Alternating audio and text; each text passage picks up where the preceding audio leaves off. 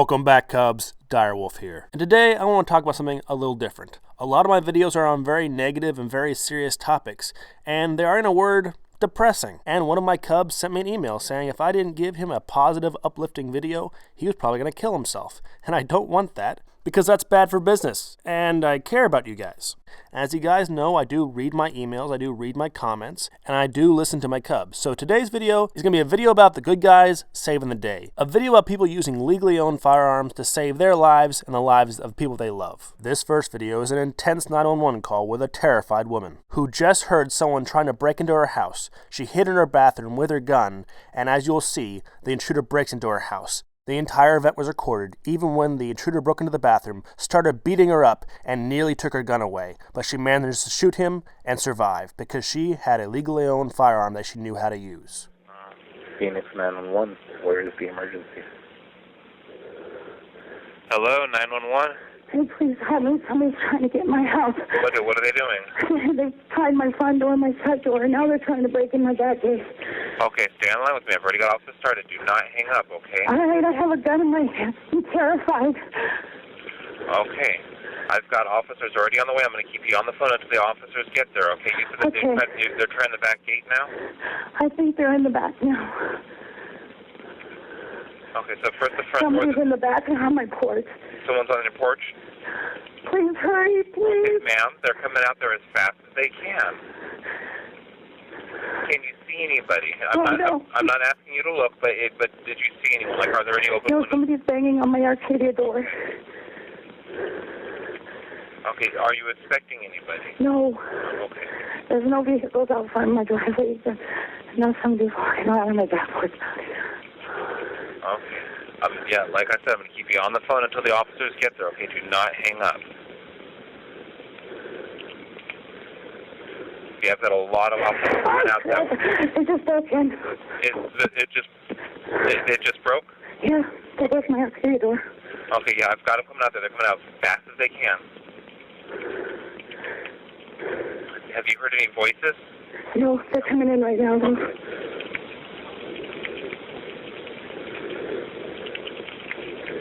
Okay, tell me if you see them. Tell me what they look like, how many of them are, whether they're men, women. I just saw one. Just saw one? Okay, did you see a person, or did you see like the shadow of a person? Person, green hoodie. They're coming in right now, please, please, please. Yeah, they're coming out as fast as they can. I promise you, they're coming out there as fast as they can. I've got a lot of officers responding. And as everything you're telling me, I'm typing, and the dispatcher's giving it to them immediately. They're getting all this information. They're breaking out my window. Are you in your bedroom, or? I'm in my bathroom. Okay,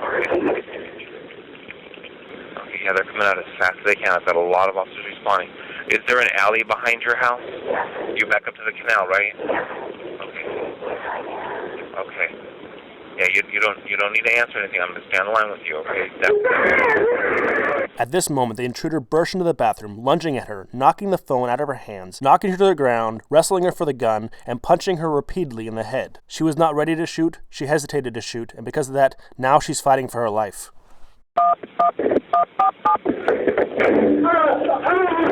You didn't hear, but right at that moment, the woman got enough control of the gun to shoot the scumbag, forcing him to retreat and collapse in the doorway to the bathroom. What was that? What was that? What was that? What did you do? What happened? What did you do? Okay. Did you use the beat? You have to shit that? Sorry. What did you tell me right now for? Oh, no. I shot him. You shot him? Yeah. Oh my God.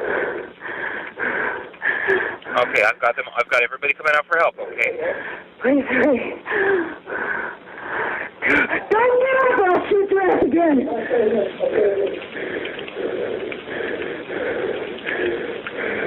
Okay, where did you shoot him? Ma'am, where did you shoot him at? In my house, he's in my bathroom. No, where is his body? It goes to show how traumatized she is. She has no idea what he's asking. Where in his body did you shoot him? What? Where in his body? He's laying half in my bathroom and half in the hallway. Where in the body? No, yeah, like, did you hit him? I don't know. Okay. Okay, do you recognize him? Is he somebody? No, I don't recognize him. Okay, so he came into the bathroom where you were? I'm in the front bathroom. Okay. I said don't move.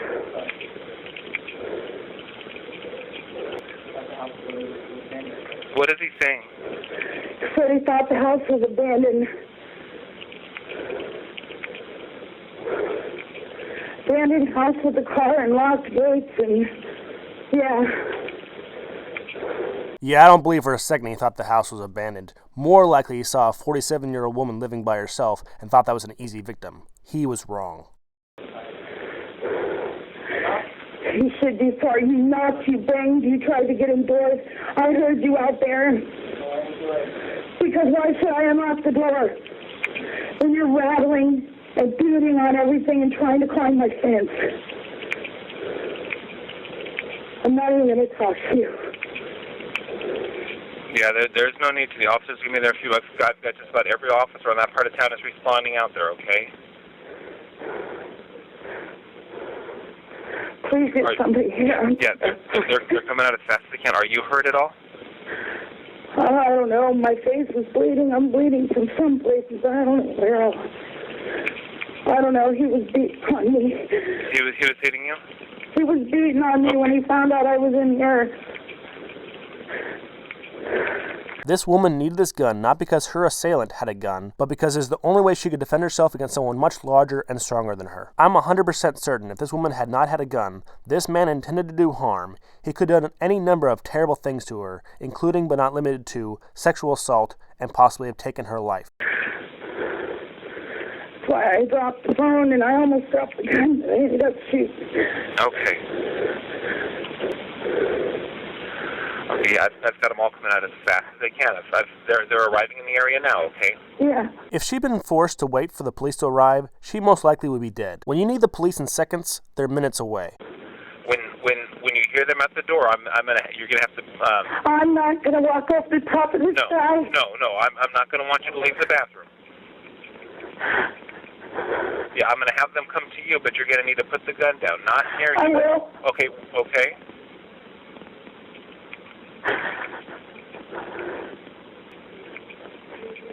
I'm here. I'm going to wait till you see the officers before I disconnect, okay? I'm showing they are there. They should be coming inside. Oh, okay. Okay? Come on back. I put the gun down.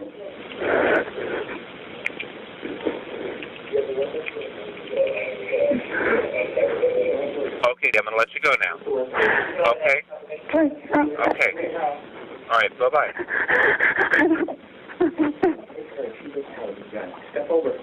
It is torture listening to someone go through so much pain and trauma, but it is encouraging knowing that her life was saved. And it is lives like hers that I reflect on when someone says they want to get rid of all guns, because it's lives like hers that would be lost if we ever did that. She fought well, but there's a lesson to be learned here, Cubs. If you are ever in a similar situation, get to the furthest back of the room, point your gun towards the door. If possible, put obstacles between the door and you. Keep your weapon pointed towards the center of the door. Do not become distracted, and as soon as someone opens that door, unload your entire magazine into them. Do not stop firing until they stop moving. And if you do that, you will not have to listen to their dumbass excuse trying to explain to you why they thought it was okay to break into your home to kill you. Because if someone breaks into your house and instead of starting to take things, tries to seek you out and find you, then they're not here for your things, they're here for you. The moment their target starts firing back, most intruders run. Because even if their guns are bigger, most intruders are cowards, and they're not looking for a fight. This next video shows that one firearm can be enough to scare off even heavily armed intruders.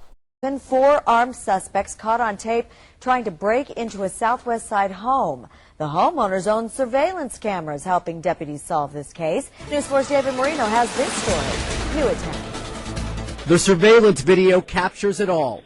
It looks like this guy might have an AR with an extended magazine, and he obviously knows there's cameras because he's trying to cover his face. But I'm kind of curious how this dumbass plans to shoot accurately with one hand up to his face and only one hand holding the rifle.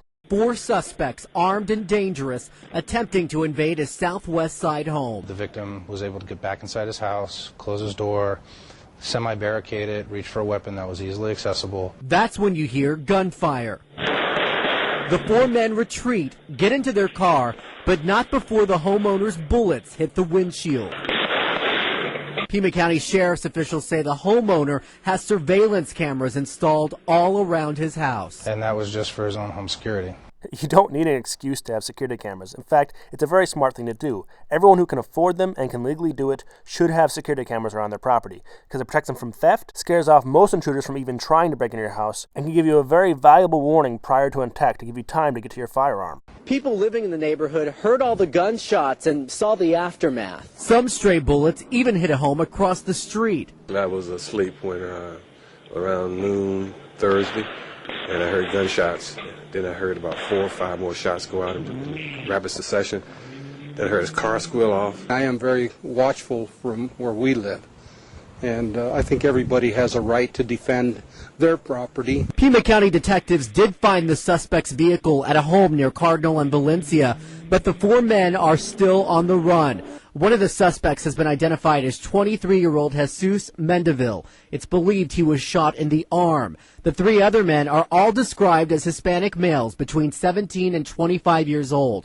Anyone with information is asked to call 88 Crime. This man did everything right. He had a readily accessible firearm, he had a good security system, and he was quick to act. The only thing I would encourage him to do is to go to the range a little more often and maybe improve his aim. This next video is a young 18-year-old mother successfully defending her life and the life of her young infant child from an intruder. 18-year-old Sarah McKinley says the operator told her she couldn't shoot until the man broke into her home, and the stunning moments that followed were all caught on tape. ABC's Ryan Owens has the story.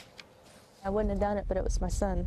I had to protect him. This young mother takes maternal instinct to a whole new level. I walked over and got the 12 gauge, went in the bedroom and got the pistol and put the bottle in his mouth, and then I called 911. 18-year-old Sarah McKinley killed a man, she says, to protect her 3-month-old baby. I'm here by myself with my infant baby. Can I please get a dispatcher out here immediately? Late on New Year's Eve, police say 2 men, one armed with a 12-inch hunting knife, were trying to break into her home outside Oklahoma City. McKinley recognized one of them as someone she thought was stalking her. He was from door to door trying to bust in. They said I couldn't shoot him until he come in the door. Are your doors locked? Yes, I've got 2 guns in my hand. Is it okay to shoot him if he comes in the store? I can't tell you that you can do that, but you do what you have to do to protect your baby. I can't legally tell you to shoot him, but if and when you do, I'll use every bullet I have. The teen mother killed the 24-year-old intruder the second he stepped inside. Police call the shooting justified. And just like that, another bad guy bites the dust. Good job, teen mom. 2 more lives saved by legal gun ownership. This next video goes to show a family that kills together stays together. This guy picked the wrong house. Police say a man breaking into a home in Winter Haven came face to face with 3 armed family members. Now he's dead. This was a little before 7 a.m. this morning on Lake Mariana Drive. Police just released the identity of the man who they say broke into that home, 40-year-old Mitchell Large. And get this, who only lived less than a mile from the home he broke into. Winter Haven police searched for clues into what happened at this home early in the morning. Neighbors, though, had heard enough to come to a conclusion. If this guy would have stayed home, he'd have been alive right now, you know. Investigators say a break-in turned deadly when a family opened fire on the intruder. That's the way that I would react.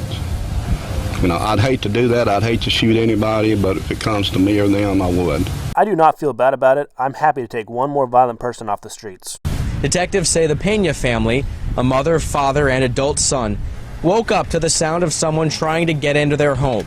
We're told one of them fired a warning shot as the stranger broke in through a back door. Do not shoot warning shots. Only shoot at something that you want to kill. If you want to be dumb and yell out, "Hey, I have a gun," to scare them off, you can do that. Just not fire warning shots. I cannot stress that enough. Don't waste a bullet that you might need later, and you also don't know what damage or harm that stray bullet might do. Bullets can ricochet, and particularly when they hit something at an angle, they create shrapnel that can also hurt someone.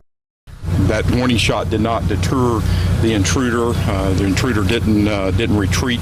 Chief Gary Hester says the man made it to the kitchen, and by then, all 3 family members were armed. It appears that at least 2 of the family members fired in defense of themselves and their property.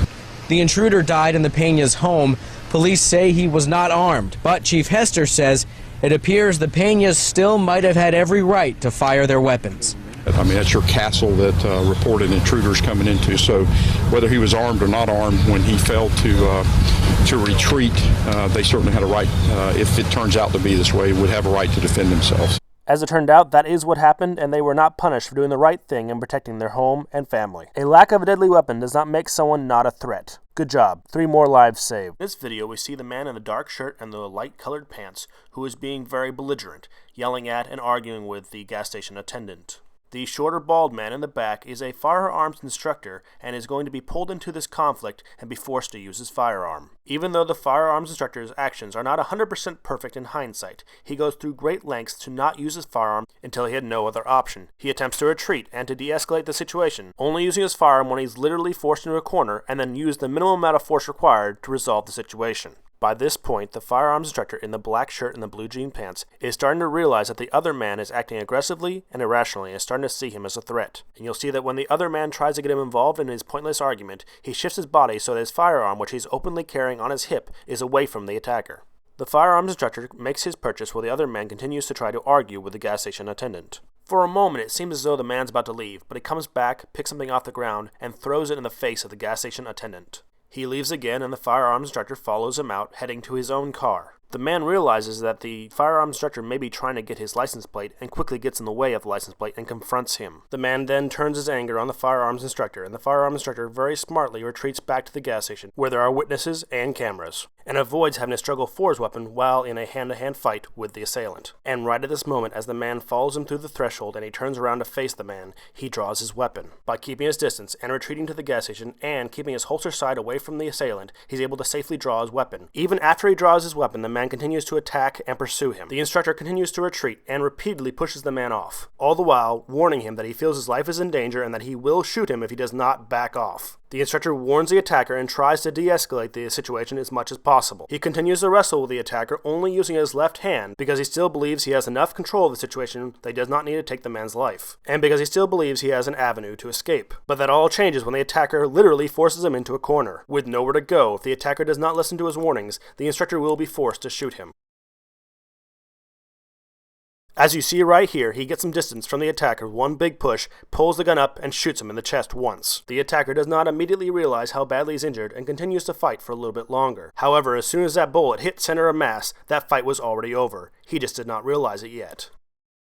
The instructor in this situation did an amazing job. He kept his distance. He protected his draw. He drew his weapon only when he was required to. He attempted to retreat, and he attempted to de-escalate the situation. He repeatedly warned the assailant that if he did not stop, he would use deadly force. And when he had to use deadly force, he shot center of mass and only used the amount of force required to stop the assailant. But there were 2 things he could have done better. First, he should have been aware of his surroundings and not allowed the attacker to force him into a corner. His split-second decision to go right instead of left removed all avenues of escape. His second mistake was that he was not cognizant of his backdrop when he finally made the decision to shoot. If you carefully look at the clip, you'll see a man standing directly behind the attacker when he finally pulls the trigger. Despite the fact that he was most likely using hollow point self-defense rounds that are not likely to penetrate all the way through the attacker, but instead break up to cause more damage. You never want to fire at a target with innocent bystanders behind it. You don't want to accidentally miss and hit an innocent civilian. And lastly, those men showed great amount of self-control, waiting to the very last minute to shoot the attacker. I want you to know that because of the size and strength difference between these 2 men, had he been less trained and less competent with his weapon, he would have been totally justified in having shot the man earlier. The very first time the man grabbed him with both hands after having been warned that he was willing to use deadly force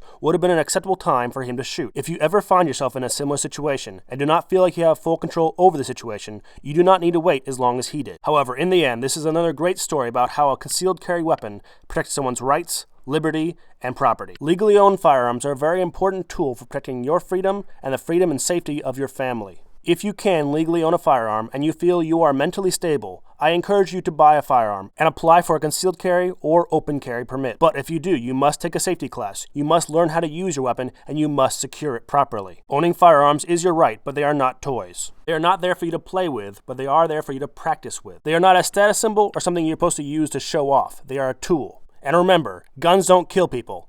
I do. Direwolf out.